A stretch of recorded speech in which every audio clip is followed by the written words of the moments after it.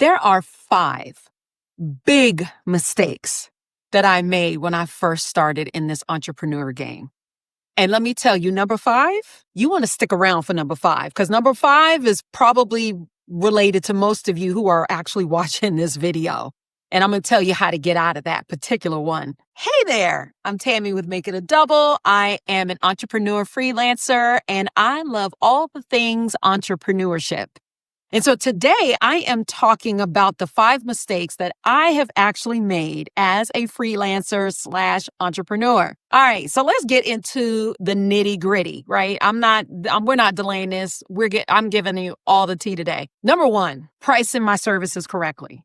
Look, I can tell you pricing is a skill and an art. I promise. It is one of those things where you got to do it a couple times. You have to continue to iterate on it. It is not a one and done thing. It actually also depends on your business model. But aside from the business model that you have, it is not a one and done, set it and forget it, boom, let's move on. No, it's one of those things that you might put out some early pricing and maybe you have nobody jumping at the bits, right? It's also one of those things that you're going to constantly have to move the meter. You're going to have to set a price. You're going to have to put it out there for the market. Either they're going to react or they're not. And if they don't, now you have an opportunity to do a little bit more analysis and put your pricing back out there again. Watch the market respond. If they don't, there's some more learning that has to happen.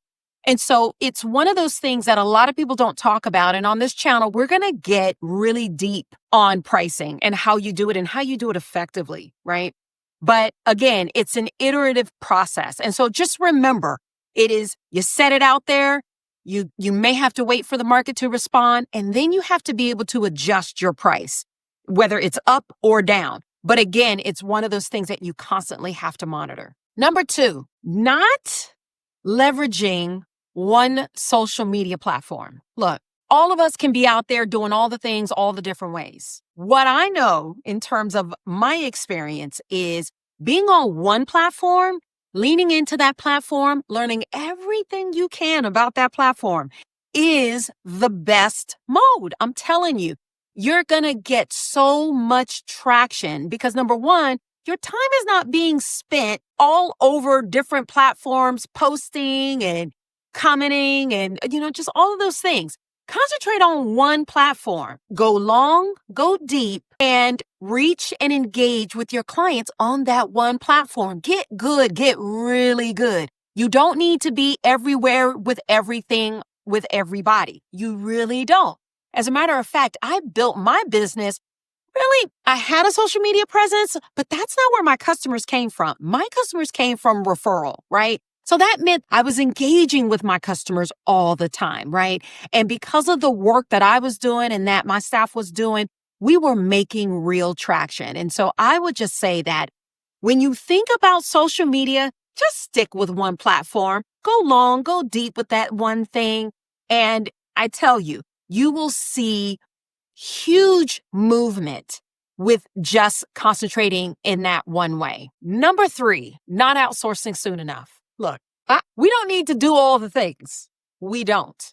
There are so many outsourcing sites today where you can outsource the most simple things to the most difficult things, right? And get them done at a relatively reasonable price. So why not?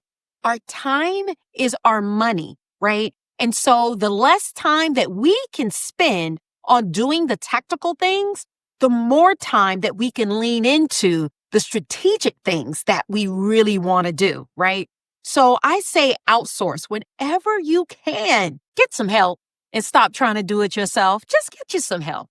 I'm telling you, it's going to make your life a whole lot easier. Number 4, not having a consistent pipeline.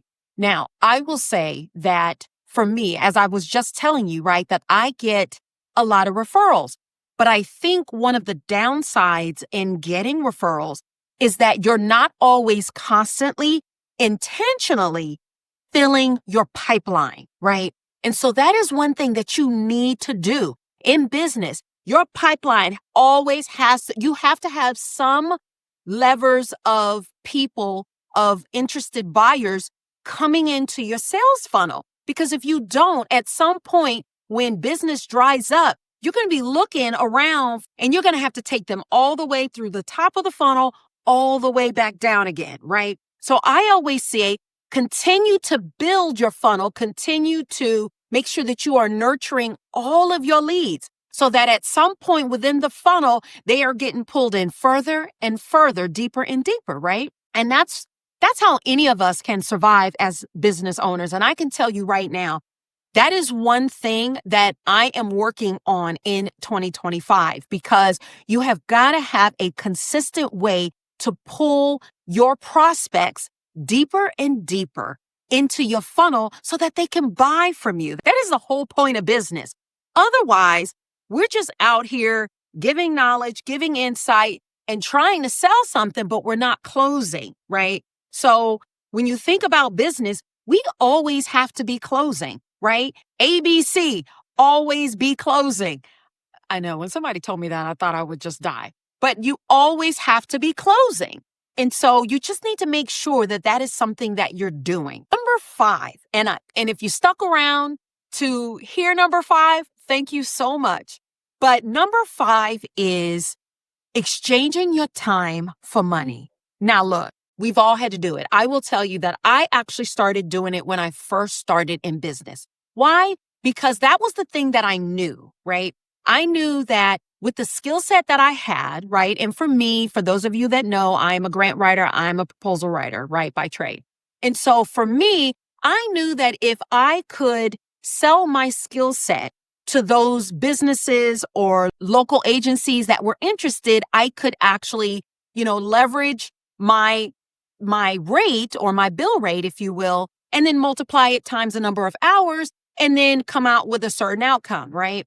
But I think the challenge in doing that is there's only 24 hours in a day. So if there's only 24 hours in a day, you as an owner have to figure out how you're going to continue to leverage and scale the work that you do, right? And so as you start bringing on more and more customers, right? As people are loving your content or they're digging you or they want to work with you or you're coaching and all of those things, you need to figure out how you're going to continue to scale, right? And how you're going to service all of these people, right? Because again, there's only 24 hours in a day. And so when I mastered that, that is when I really started to see progress in my business. And so I'll give you a great example. Like I said, I initially started out doing hourly rate, right? And so what I would do is people would send me either a solicitation or they would send me or they would reach out to me and say, hey, Tammy, I would love to work with you on, X opportunity. Can you please give me, how much it would cost in order for us to work together? And so traditionally, what I would do is I would take a look at the solicitation. I would see all of the amount of work that was involved in it.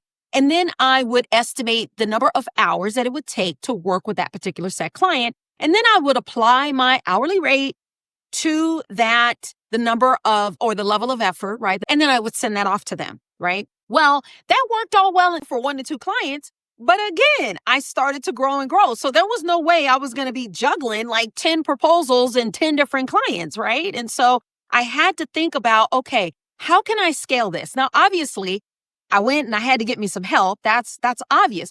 But also I started to think about, well, Tammy, you're investing in, becoming much more efficient in how you put these proposals together. And so, because you're becoming more efficient, because you've got a process, because you've established a ways of working, right? There's a way that you can begin to package the work that you do. And so I devised with me and my staff a fixed price model for proposals, right? And it was based on, in my particular instance, it was based on response pages because I knew that if an opportunity took on the life of, I don't know, maybe we had to respond with 20 pages, or maybe we responded with 100 pages. I knew the average amount of effort that it would take in order for us to produce that, right? And so I really started to think differently about how I would price these services, and it was coming in a fixed price, it was coming in a fixed price model. And so that was the way that I did it. I not only did it that way, but then I also started to think, I'm like, wait a minute, Tammy, can you do a retainer model with your clients that keep coming back to you time and time again? And I was like, yeah, it's a no-brainer, right?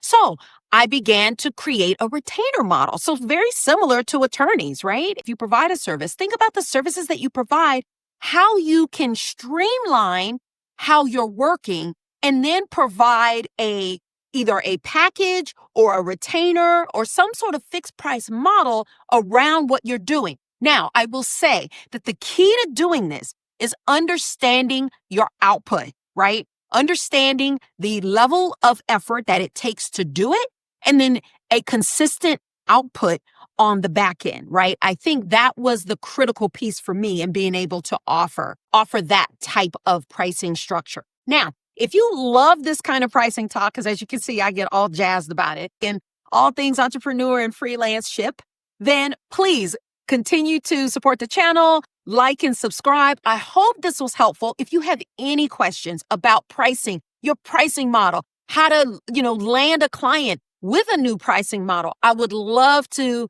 provide you some feedback and some insight. Go ahead and type it right on in the comments. And until then, like I've always said, you got one life to live. Why not make it a double?